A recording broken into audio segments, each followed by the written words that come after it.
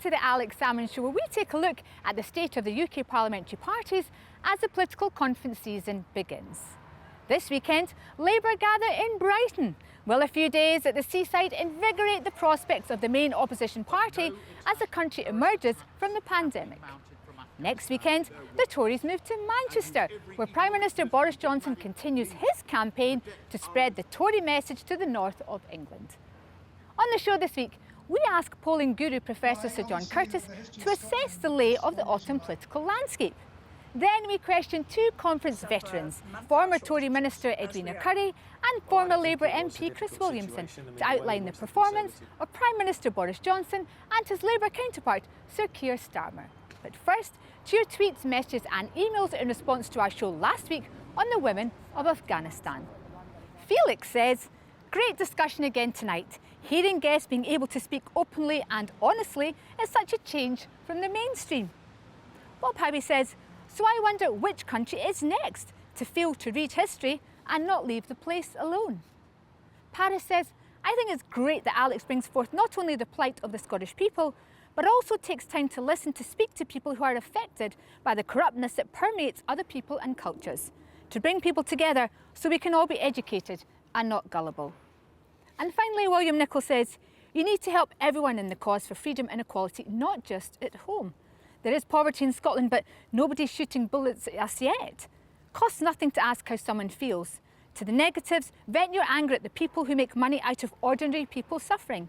Thanks again for your show. Well, thanks, William, for writing in. Now, last week, Boris Johnson reshuffled his cabinet deck, but he did so from a pretty comfortable polling position, with the Tories ahead of the opposition as Parliament moves towards the mid-term. In a surprise move, he brought in Liz Truss as the Tory party's first ever woman Foreign Secretary. But how does the ministerial musical chairs fit into the overall political landscape?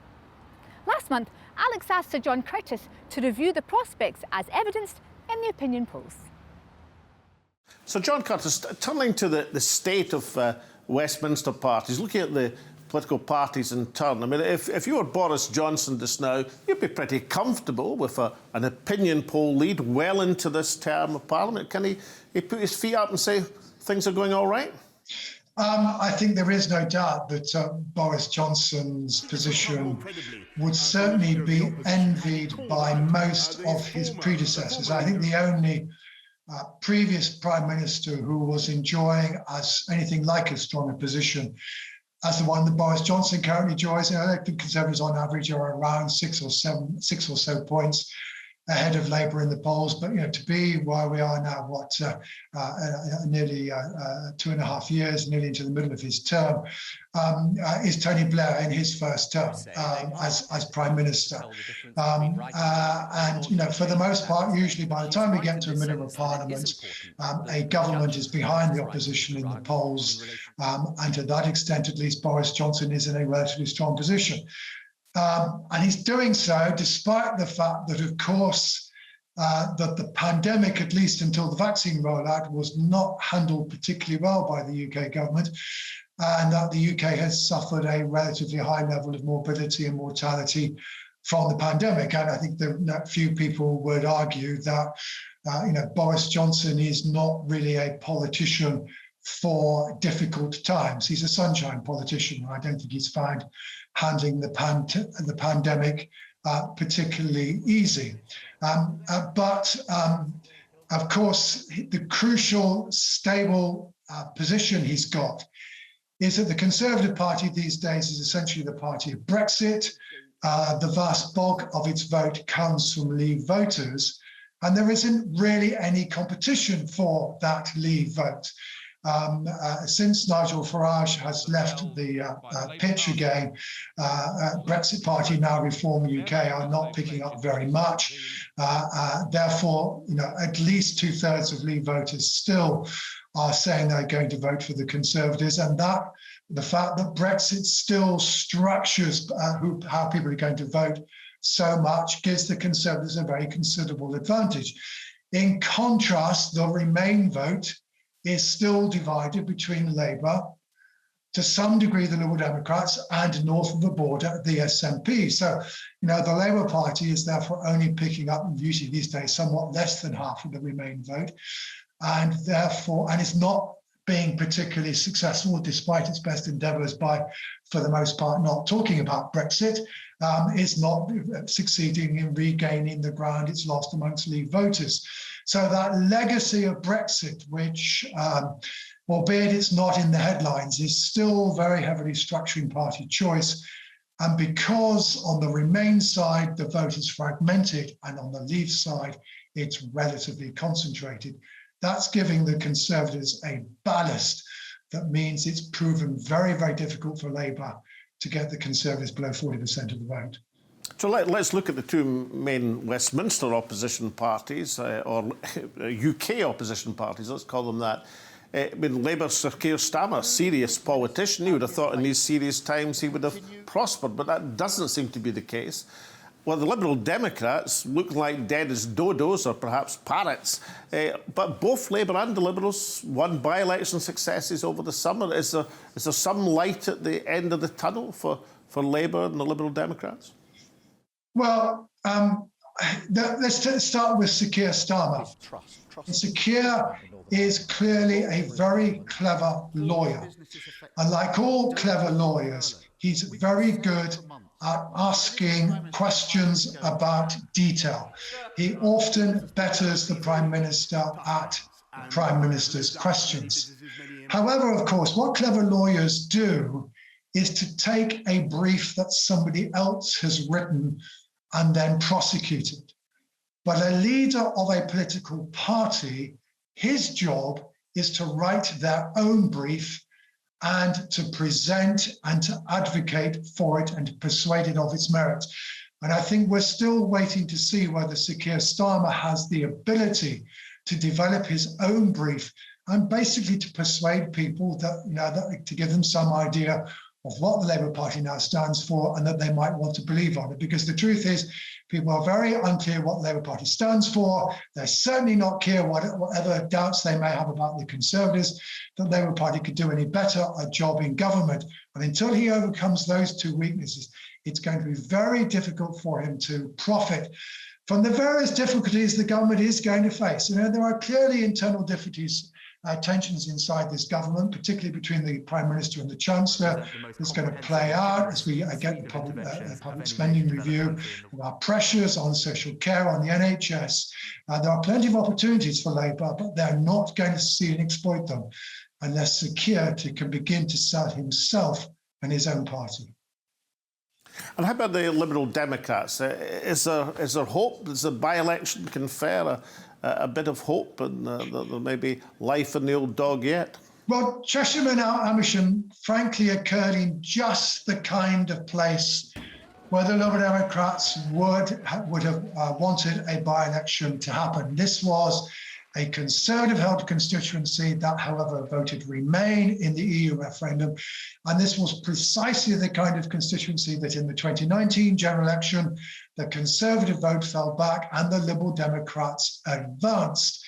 And in the circumstances of a by-election, what the Liberal Democrats were able to do, also assisted by a variety of local issues to do with HS2 and with planning, was to indeed squeeze the Labour vote and basically to profit from the fact that a lot of traditional Conservative voters in that constituency are not exactly enamoured of Boris Johnson and of Brexit. But for Liberal Democrats, that was crucial because most of the prospects, most of the constituencies where they are not that far behind in the wake of the 2019 election are indeed Conservative-held Remain constituencies. But there aren't that many of them. It's a way of them of developing a niche market and perhaps being able to expand their parliamentary party. But it is, frankly, no more than that. But given where they are at, Liberal Democrats, unlike Labour, I think there is no reason why they should not be trying to appeal to Remain voters. This has always been their traditional constituency. They have very little in the way of a traditional Leave vote to defend, except in the southwest of England, but frankly, I think it's already been lost. The Democrats are now the party of university graduates, the party of metropolitan London. It's a very different party from 30 or 40 years ago. That's probably the niche market they have to develop. A bit of sign in the opinion polls more recently that they've recovered a little.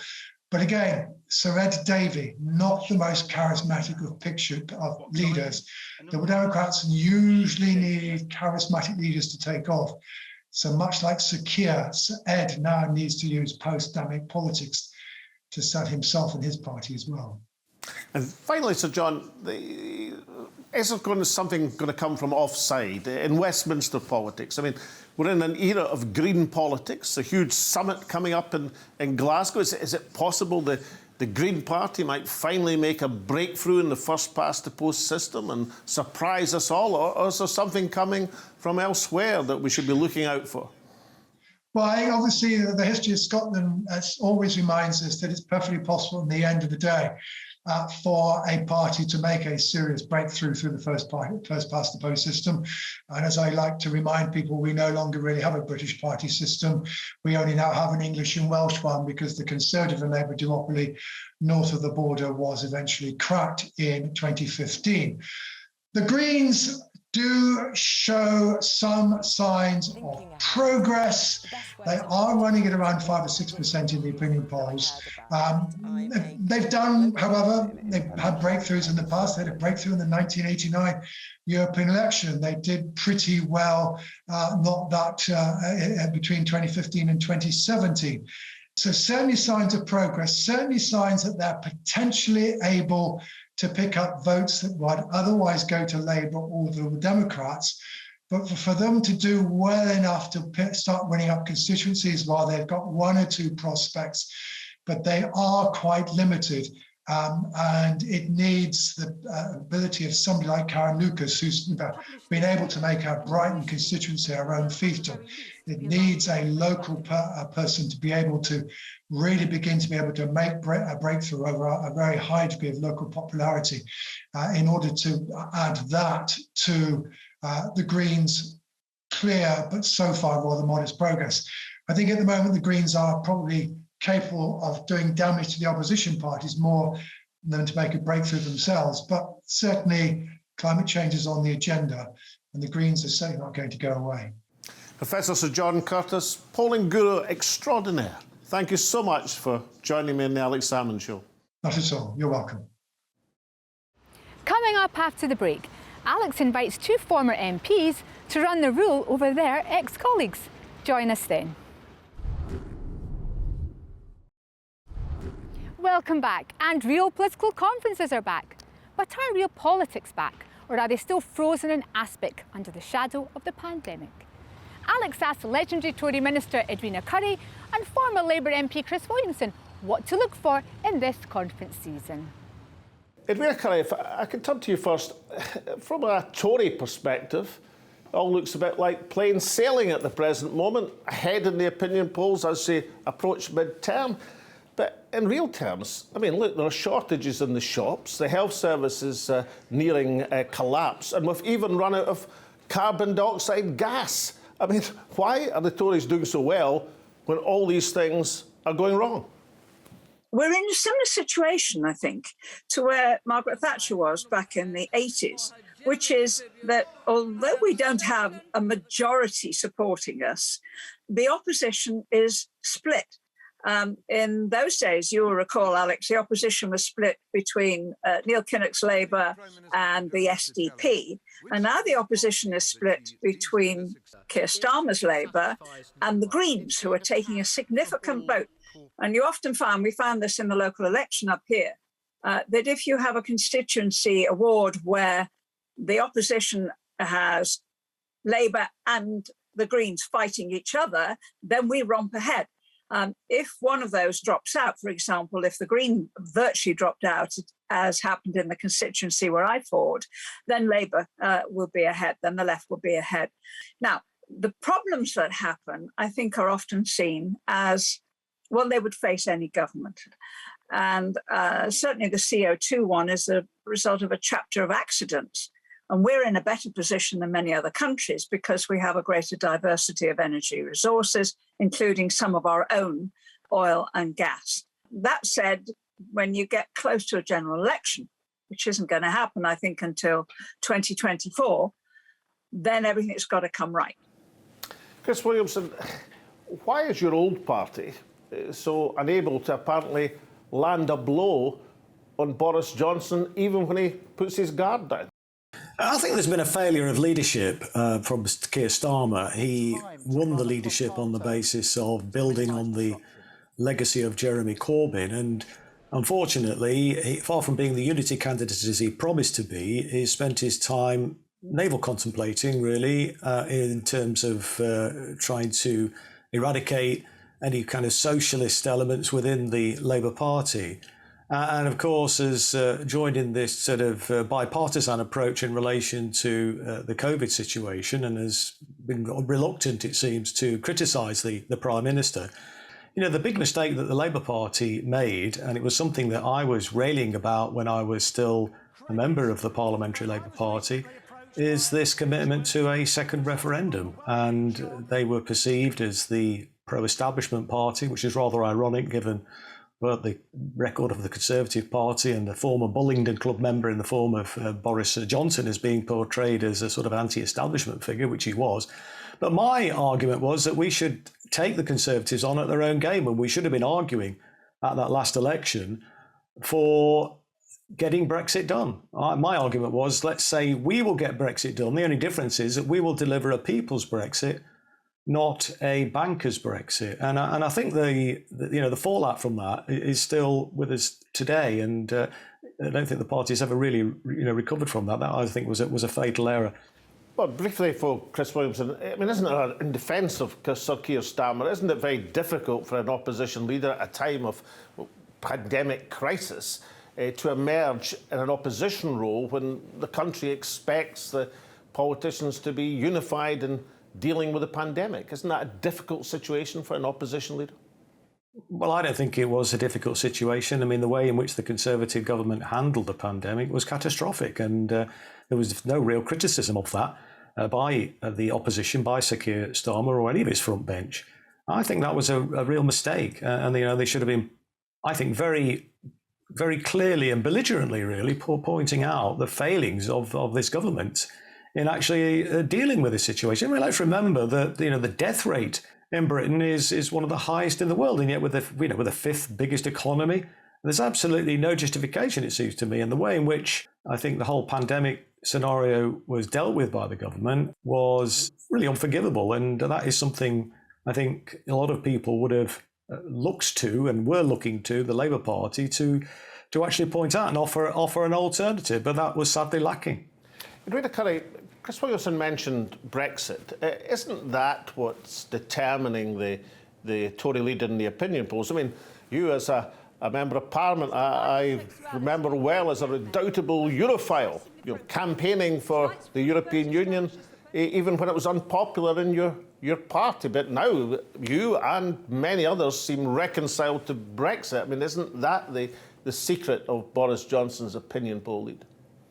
I think it's very much an important part. If we continue to suffer manpower shortages, as we are, then one of the effects of that is to push up wages.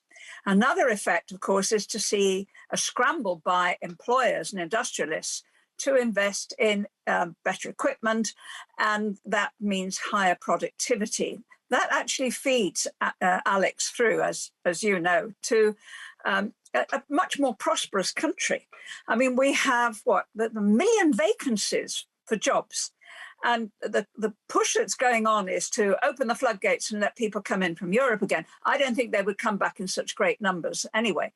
I think this is what's going to happen. I had a conversation this morning with a friend whose husband is an HGV driver, but he only works locally. He's seen his wages go up 20%. He's seen some of his friends' wages double. And you know what? That is going to be a very interesting prospect as we get towards the end of this Parliament, to have much better paid people, particularly in the north of England, through their own hard work and efforts, and not having the cheap competition that comes from large numbers of new arrivals. I think people are going to carry on voting Conservative on that basis.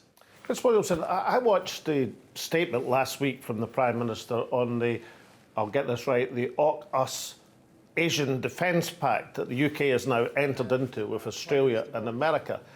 And one extraordinary thing was the most pertinent, challenging question to the Prime Minister came from his predecessor, Theresa May, who asked him, does this mean that the UK is now committed to the defence of Taiwan against a Chinese invasion? Not a totally improbable prospect. Why is the Labour benches no longer having people who would stand up and ask about nuclear proliferation or the extent of treaty obligations or any of the key questions that an opposition should be asking under these circumstances? Where are these people gone, Chris Williamson? Well, many of them have been expelled or suspended, of course, and a lot of people are frightened now, it seems to me, to speak their mind in Sir Keir Starmer's Labour Party. And, we're seeing the propaganda building up, the anti-China propaganda building up. We should be seeing the opposition speaking out about and opposing. And what we should be arguing for is a huge investment in our public services. We have our own sovereign currency. Money is no object in this country. We have lots of spare capacity. The only kind of inflationary pressures that are generated is when the government spends beyond, or any entity in the economy for that matter, beyond the capacity to absorb it. And to see this latest nonsense, this AUKUS so-called, this deal between Australia, the UK and the US, is just another example, it seems to me, of how out of touch our political leaders are. They're not dealing with the real issues, the real problems that are confronting everyday people. I'm afraid to say that both New Labour and certainly the Conservatives see our public services as a cash cow for the private sector. And certainly that's what we've seen during this COVID crisis. And these are the sorts of issues, I think, the bread and butter issues, that politicians, and certainly Labour politicians, ought to be focusing on. And yet we seem to have this cosy consensus going on. And here's yet another example, this nuclear proliferation, and Sir Keir Starmer's falling over himself to agree with the Prime Minister. It's a disgrace. Now, Edwina Currie, I expect you have a different worldview, but isn't there a question? It's only 5 years since David Cameron was falling over himself to cuddle up to the Chinese, and of course Hinkley Point, a massive investment in Chinese nuclear technology, while we're simultaneously exporting nuclear technology to Australia with China as the target. What's going on, Edwina Currie? Oh, the French were very, very upset about it, not least because they had the clue. They really didn't know anything about it. And I feel a bit sorry for them because they've lost this huge project, this enormous order for many billions of euros worth of diesel-powered engines. The French, the traditional enemy. And what AUKUS is going to do is enable them to have what lots of other countries, including France, have, which is nuclear-powered submarines. What the Prime Minister said last week, basically he was careful not to rule anything out. He said, the United Kingdom remains determined to defend international law. And that is the strong advice we give to our friends across the world, and the strong advice we give to the government in Beijing. In other words, we've got our eyes on you. As long as you behave, it's all going to be fine. Now, can I turn to the conferences coming up? Labour going to Brighton this weekend, and then the Conservatives to Manchester the following weekend. Chris Williamson, do you have a conference memory that you could share with us, or a prediction as to what might go right for Keir Starmer? I'm not sure much is going to go right for him, although I think he might be able to drive through the changes which he wants to bring to the party. I think there's so many memories of party conferences stretching back 40 years in my case, but I suppose the one that really, and it's a disappointing one from my perspective, and it's one which actually changed or could have changed the course of history. And that was when Tony Benn stood for the deputy leadership of the Labour Party and lost it by the tiniest of margins. And indeed, have the same proportions in the Electoral College been in place that were in place when Tony Blair was elected leader, then Tony Benn would have been the deputy leader by a substantial majority. And had he been elected on the same basis that Jeremy Corbyn was elected the leader, then he would have stormed in with probably an even bigger majority than Jeremy achieved. But I just remember that conference. It's sort of etched on my memory, really, and the level of disappointment, because Tony Benn had overwhelming grassroots support. He was an incredible communicator, someone who was a towering figure in the political world, and I think he would have been a brilliant deputy leader. Indeed, in my opinion, the best prime minister that Britain ever had. Edwina Currie, a conference memory from you of all the Conservative Party conferences and the fringe events that you went to over the years. Is there an outstanding memory which might be one that might cause Boris Johnson pause for thought as he prepares to accept the adulation in Manchester? 1975 was the first party conference that Margaret Thatcher addressed as the new leader of the opposition. And I went along, and I was newly elected as a Birmingham city councillor.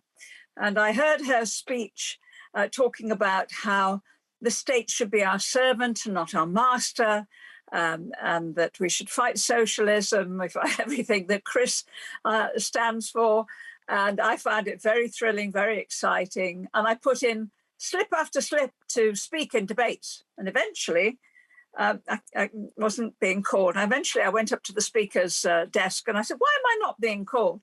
And an extremely nice woman called Rachel Deitch looked at me and she said, "Because you're not important enough, Edwina. Go away and come back when you are." And so I next went to the conference in 1981, by which time I had chaired Birmingham Social Services. I was about to chair Birmingham Housing, and I'm becoming a national name. I put in my slip. I got to speak. I got cheered to the rafters. And the next year I got adopted for a seat. And the rest, as they say, is history. Edwina Currie, Chris Williamson, thank you so much for appearing on the Alex Salmond Show and giving us your very different but equally well-informed points of view. Thank you very much. After the paint-dry boredom of the Liberal and SNP online conferences, it's not only political journalists who will welcome conferences moving from the virtual world to the real world. However, merely holding real conferences does not guarantee a return to real politics, and the government is still benefiting from incumbency in dealing with national crisis of the pandemic. When that shadow is lifted, the real challenges of inflationary pressures limiting economic recovery, record high health service waiting lists and empty supermarket shelves may well blow the Tory ship of state rapidly and substantially off course.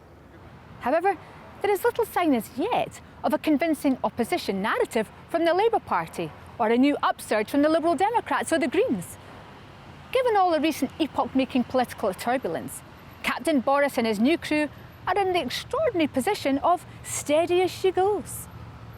But for now, from Alex, myself and all at the show, it's goodbye, stay safe, and we hope to see you all again next week.